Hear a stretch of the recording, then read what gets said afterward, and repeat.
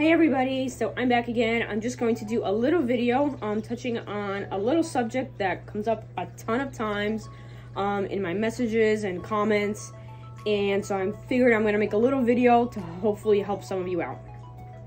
So what is the number one thing that happens to these guys as babies when they get into a new home? They get stressed. And what happens when they get stressed? They won't eat. So I get a ton of people contacting me and they say, you know, I just got one, my animal won't eat, I don't know what to do, I'm super worried, it's been weeks since, you know, I got it and it's not eating. So super common. Don't worry, let me tell you how to fix this problem.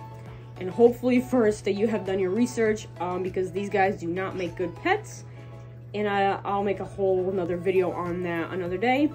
But please do your research before bringing any crocodilian into your home, and hopefully you're ready for it. Okay, so you bring the little baby home. Say it's probably 8 inches. You want to make sure that your husbandry is right. So number one, definitely got to have, you know, a tank for it, or wherever you're going to keep them. You don't want to throw a little, you know, 8-inch baby in a 100-gallon tank. They won't do good in that. Smaller is better, and then you kind of upgrade as they do well.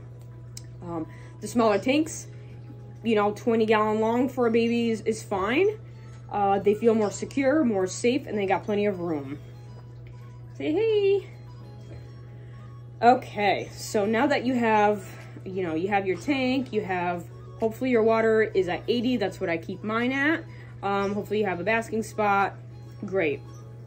So your baby is new to you, it's seeing new things, it's hearing new things, it's feeling new things, vibration-wise, you know, all that stuff. So pretty stressful for a little baby, right? So of course they're not going to eat. If they're not comfortable, forget about it, they're not going to eat.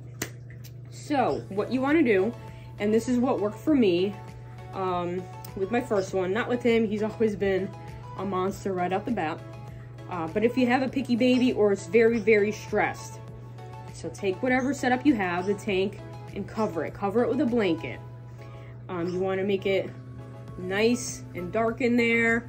You can still have the little light on, you know, during the day, but have it dark and have it so that they can't see you and you can't see them.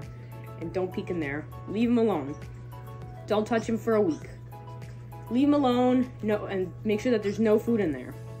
After a week of them settling in and kind of listening to what's going on and stuff like that, they should eat. After a week, throw in some crickets, you know, maybe 20 crickets for a little baby, and cover the cage back up and get away from there. They will not eat in front of you. They're not comfortable with you yet. So just cover the cage and get out of there. And later, you know, give them some hours, or you can even hear them going after the crickets. Once they're comfortable and they're alone, they 99.9% will eat. They just don't want to eat in front of you, and they don't want you watching them. And sometimes it takes a long time for these guys to be okay with being seen and eating. So don't put any tongs in there. Don't try a bunch of crazy stuff. Leave them alone. Throw some crickets in there, and see you later.